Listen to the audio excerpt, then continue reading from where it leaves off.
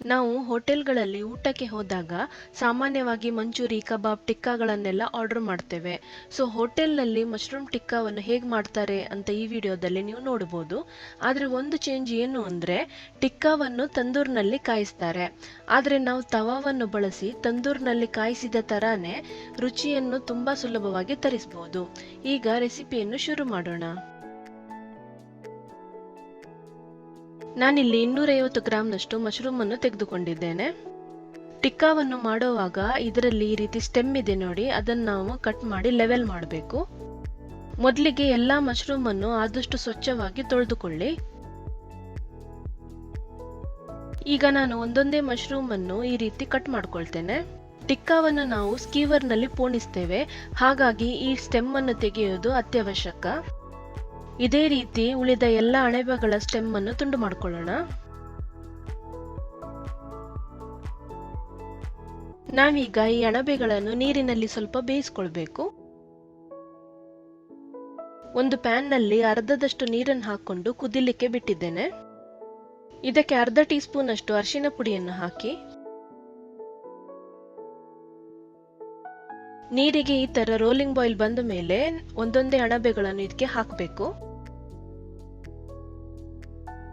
ಇದನ್ನು ನೀವು ಕೇವಲ 1 ರಿಂದ 2 ನಿಮಿಷ ಬಾಯ್ಲ್ ಮಾಡಿಕೊಂಡ್ರೆ ಸಾಕು.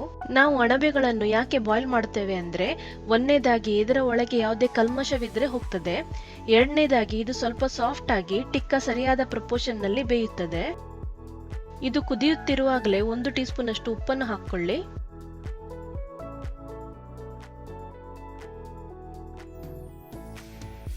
ಇದೀಗ 2 ನಿಮಿಷ ಆಯಿತು ಮತ್ತು ಅಣಬೆ ಸಾಫ್ಟ್ ಆಗಿಬಿಟ್ಟಿದೆ.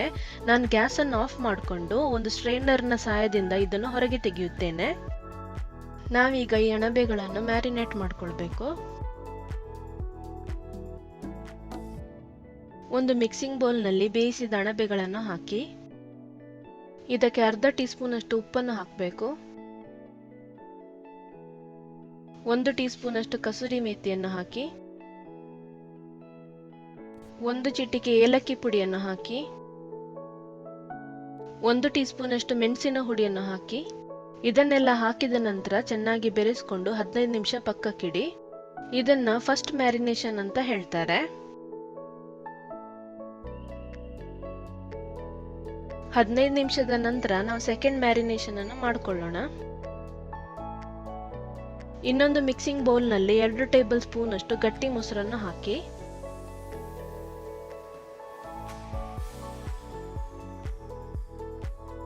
ಇದಕ್ಕೆ ಅರ್ಧ ಟೀ ಸ್ಪೂನ್ ಅಷ್ಟು ಜೀರಿಗೆ ಪುಡಿಯನ್ನು ಹಾಕಬೇಕು. 1 ಟೀ ಸ್ಪೂನ್ ಅಷ್ಟು ಗರಂ ಮಸಾಲಾ ಪುಡಿಯನ್ನು ಹಾಕಬೇಕು. 1 ಟೀ ಸ್ಪೂನ್ ಅಷ್ಟು ಅಚ್ಚ ಖಾರದ ಪುಡಿಯನ್ನು ಹಾಕಬೇಕು. ಖಾರ ಜಾಸ್ತಿ ಬೇಕು ಅಂದ್ರೆ ಸ್ವಲ್ಪ ಜಾಸ್ತಿ ಮೆಣಸಿನ ಹುಡಿಯನ್ನು ಹಾಕಿ. 1 ಟೀ ಸ್ಪೂನ್ ಅಷ್ಟು ಜಿಂಜರ್ ಗಾರ್ಲಿಕ್ ಪೇಸ್ಟ್ ಅನ್ನು ಹಾಕಿ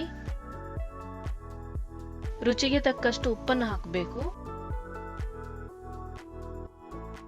ನಾನಿದಕ್ಕೆ 2 ಟೇಬಲ್ ಸ್ಪೂನ್ ಅಷ್ಟು ರಿಫೈನ್ಡ್ ಆಯಿಲ್ ಅನ್ನು ಹಾಕೊಳ್ತಿದ್ದೇನೆ. ಇದನ್ನೆಲ್ಲ ಒಂದ್ಸಲ ಚೆನ್ನಾಗಿ ಬೆರೆಸ್ಕೊಳ್ಳಿ. ಒಂದು ವಿಸ್ಕ್ ಅನ್ನು ಉಪಯೋಗಿಸಿಕೊಂಡು ಚೆನ್ನಾಗಿ ಬೀಟ್ ಮಾಡಿಕೊಂಡ್ರೆ ಮೊಸರು ಇರೋದ್ರಿಂದ ಇದರಲ್ಲಿ ಒಳ್ಳೆ ಕ್ರೀಮ್ ತರ ಟೆಕ್ಸ್ಚರ್ ಬರ್ತದೆ. ಸೆಕೆಂಡ್ ಮ್ಯಾರಿನೇಷನ್ ನ ಮಸಾಲೆ ಈಗ ರೆಡಿ ಆಗಿದೆ. ನಾವಿದಕ್ಕೆ ಅಣಬೆಗಳನ್ನು ಸೇರಿಸಿಕೊಳ್ಬೇಕು. ಇದರ ಜೊತೆಗೆ ಬೇರೆ ಸಾಮಗ್ರಿಗಳನ್ನು ಹಾಕಬೇಕು. ಅದ್ಯಾವುದಂತ ನೋಡೋಣ.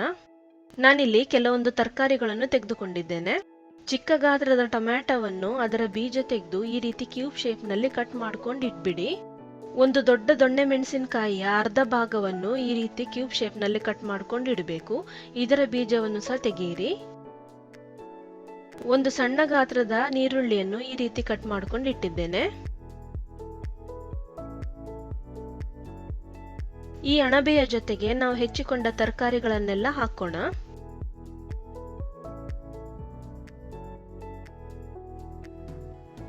ಈ ಸೆಕೆಂಡ್ ಮ್ಯಾರಿನೇಷನ್ ನ ಮಸಾಲೆ ಇದಕ್ಕೆ ಎಲ್ಲ ಚೆನ್ನಾಗಿ ತಗಲ್ಬೇಕು. ಹಾಗಾಗಿ ಇದನ್ನು ಚೆನ್ನಾಗಿ ಬೆರೆಸ್ಕೊಳ್ಳಿ.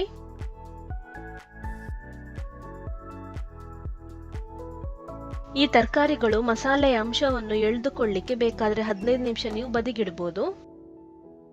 ಟಿಕ್ಕಾವನ್ನು ಮಾಡಲಿಕ್ಕೆ ನಾನು ಬ್ಯಾಂಬೂವಿನಿಂದ ಮಾಡಿದ ಸ್ಕೀವರ್ ಅನ್ನು ಉಪಯೋಗಿಸುತ್ತಿದ್ದೇನೆ.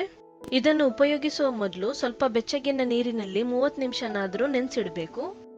ಈಗ ಒಂದು ಸ್ಕ್ಯೂವರ್ ಅನ್ನು ಕೈಗೆತ್ತಿಕೊಂಡು ನಾವು ಒಂದೊಂದೇ ತರಕಾರಿಗಳನ್ನು ಪೋಣಿಸೋಣ. ಮೊದಲಿಗೆ ನಾನು ಈರುಳ್ಳಿಯ ಒಂದು ತುಂಡನ್ನು ತೆಗೆದು ಇದಕ್ಕೆ ಸುರಿಯುತ್ತೇನೆ. ಇದರ ನಂತರ ಒಂದು ಟೊಮ್ಯಾಟೊವಿನ ತುಂಡನ್ನು ತೆಗೆದು ಇದಕ್ಕೆ ಸುರಿಯೋಣ. ಇದರ ಜೊತೆಗೆ ಒಂದು ದೊಣ್ಣೆ ಮೆಣಸಿನಕಾಯಿಯ ತುಂಡನ್ನು ಹಾಕ್ತೇನೆ. ನಂತರ ಒಂದು ಅಣಬೆಯನ್ನು ಇಡುತ್ತೇನೆ. ಪುನಃ ಮೊದಲು ಮಾಡಿದಾಗೆ ಒಂದು ಈರುಳ್ಳಿ, ಟೊಮ್ಯಾಟೊ, ದೊಣ್ಣೆ ಮೆಣಸಿನಕಾಯಿ ಮತ್ತು ಅಣಬೆಯನ್ನು ಸುರಿಯುತ್ತೇನೆ. ಸೊ ನಿಮ್ಮ ಸ್ಕ್ಯೂವರ್ ಎಷ್ಟು ದೊಡ್ಡದಿದೆಯೋ ಅದರ ತಕ್ಕ ಹಾಗೆ ಇದನ್ನು ರಿಪೀಟ್ ಮಾಡಿ. ಇದು ಎಷ್ಟೊಂದು ಸುಂದರವಾಗಿ ಕಾಣಿಸ್ತಿದೆ ನೋಡಿ. ಹೋಟೆಲ್ಗಳಲ್ಲಿ ಉದ್ದ ಉದ್ದ ಕಬ್ಬಿಣದ ಸ್ಕ್ಯೂವರ್ನಲ್ಲಿ ಇದನ್ನು ಪೋಣಿಸ್ತಾರೆ. ನಂತರ ಬಿಸಿಯಾದ ತಂದೂರಿನಲ್ಲಿಟ್ಟು ಕಾಯಿಸ್ತಾರೆ.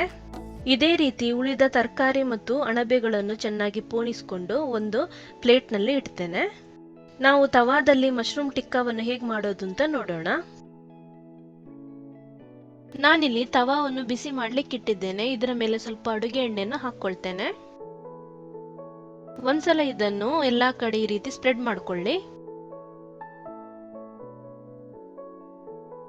ನಾವು ಪೋಣಿಸಿದ ಸ್ಕ್ಯೂವರ್ ಅನ್ನು ಒಂದೊಂದಾಗಿ ಇದರ ಮೇಲೆ ಇಡೋಣ. ಗ್ಯಾಸ್ನ ಉರಿಯನ್ನು ಮೀಡಿಯಂ ಫ್ಲೇಮ್ಗಿಂತಲೂ ಸ್ವಲ್ಪ ಕಡಿಮೆ ಮಾಡಿ ಇಟ್ಕೊಳ್ಳಿ. ನಾವು ಅಣಬೆಯನ್ನು ಒಂದ್ಸಲ ಸಾಫ್ಟ್ ಆಗುವ ತನಕ ಬೇಯಿಸ್ಕೊಂಡಿದ್ದೇವೆ. ಹಾಗಾಗಿ ಇದು ಜಾಸ್ತಿ ಉರಿನಲ್ಲಿ ಇಟ್ರೆ ಇದರಲ್ಲಿರುವ ತರಕಾರಿ ಅಷ್ಟೊಂದು ಬೇಗ ಬೇಯೋದಿಲ್ಲ. ಸ್ವಲ್ಪ ಸಮಯದ ನಂತರ ನಾನು ಈ ರೀತಿ ರೊಟೇಟ್ ಮಾಡಿಕೊಂಡು ಇನ್ನೊಂದು ಬದಿ ಬೇಯಲಿಕ್ಕೆ ಇಡ್ತೇನೆ.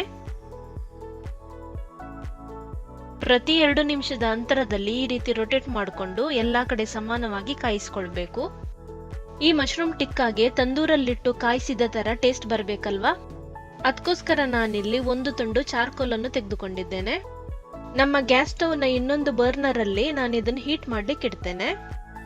ತವಾದಲ್ಲಿ ಟಿಕ್ಕಾ ರೆಡಿ ಆಗ್ತಿದ್ದ ಹಾಗೇನೆ ಇನ್ನೊಂದು ಬದಿ ಸೈಮಲ್ಟೇನಿಯಸ್ಲಿ ಇದನ್ನು ಸಹ ಮಾಡೋಣ. ಇತ್ತ ಕಡೆ ಮಶ್ರೂಮ್ ಟಿಕ್ಕಾ ಎಲ್ಲಾ ಕಡೆ ಸಮಾನವಾಗಿ ಬೆಂದಿದೆ. ಇದೇ ರೀತಿ ಉಳಿದ ಮಶ್ರೂಮ್ ಅನ್ನು ಚೆನ್ನಾಗಿ ಪೋಣಿಸಿಕೊಂಡು ಟಿಕ್ಕಾವನ್ನು ತಯಾರಿಸಿಕೊಳ್ಳಿ. ಇನ್ನೊಂದು ಬದಿಯಲ್ಲಿ ಕೆಂಡ ಈಗ ರೆಡಿಯಾಗಿದೆ. ನೀವು ಇದರ ಮೇಲೆ ಒಂದು ಸಣ್ಣದಾದ ಪ್ಲೇಟ್ ಅಥವಾ ಬೌಲ್ ಅನ್ನು ಇಟ್ಬಿಡಿ. ಗ್ಯಾಸ್ ಅನ್ನು ಆಫ್ ಮಾಡಿಕೊಂಡು ಈ ಕೆಂಡವನ್ನು ಜಾಗ್ರತೆಯಿಂದ ತೆಗೆಯಿರಿ. ನಾನೀಗ ಬಿಸಿಯಾದ ಕೆಂಡವನ್ನು ಈ ಪ್ಲೇಟ್ನ ಮೇಲೆ ಇಡ್ತೇನೆ. ಮತ್ತೆ ಇದರ ಮೇಲೆ 1 ಟೀ ಸ್ಪೂನ್ ಅಷ್ಟು ಅಡುಗೆ ಎಣ್ಣೆಯನ್ನು ಹಾಕ್ತೇನೆ. ಎಣ್ಣೆಯ ಬದಲಿಗೆ ತುಪ್ಪವನ್ನು ಹಾಕ್ಬೋದು. ಇದನ್ನು ಕೂಡಲೇ ಈ ರೀತಿ ಮುಚ್ಚಿಡಬೇಕು. ನೀವಿದನ್ನು ಕೇವಲ 30 ಸೆಕೆಂಡ್ ಮುಚ್ಚಿಟ್ಟುಕೊಂಡ್ರೆ ಸಾಕು. ಇದನ್ನು ಹೊರಗೆ ತೆಗೆಯುವಾಗ ತಂದೂರಿಂದ ಹೊರಗೆ ತೆಗೆದ ಹಾಗೆ ಪರಿಮಳ ಬರ್ತದೆ. ನಾನಿಲ್ಲಿ ಇದನ್ನು ಹೇಗೆ ಮಾಡೋದಂತ ತೋರಿಸ್ಲಿಕ್ಕೆ ಕೇವಲ 3 ಟಿಕ್ಕಾದ ಮೇಲೆ ಪ್ರಯೋಗ ಮಾಡಿ ತೋರಿಸಿದ್ದೇನೆ. ನೀವು ಎಲ್ಲಾ ಟಿಕ್ಕಾವನ್ನು ತಯಾರಿಸಿದ ಮೇಲೆ ಒಂದು ಬೌಲ್ಗೆ ಹಾಕೊಂಡು ಹೊಗೆಯಾಡಿಸಬಹುದು. ನೀವು ಮಶ್ರೂಮ್ ಟಿಕ್ಕಾವನ್ನು ಖಾರವಾದ ಹಸಿರು ಚಟ್ನಿ ಅಥವಾ ಮೇಯೋನೈಸ್ ಜೊತೆ ಸರ್ವ್ ಮಾಡಬಹುದು. ನೀವು ಈ ರೆಸಿಪಿಯನ್ನು ಟ್ರೈ ಮಾಡಿ ನಿಮ್ಮ ಅನಿಸಿಕೆಯನ್ನು ಕಮೆಂಟ್ ಮೂಲಕ ತಿಳಿಸಿ. ನಾವು ಮುಂದಿನ ವಿಡಿಯೋದಲ್ಲಿ ಹೊಸ ರೆಸಿಪಿಯೊಂದಿಗೆ ಪುನಃ ಭೇಟಿಯಾಗೋಣ. ಎಲ್ಲರಿಗೂ ನಮಸ್ಕಾರಗಳು.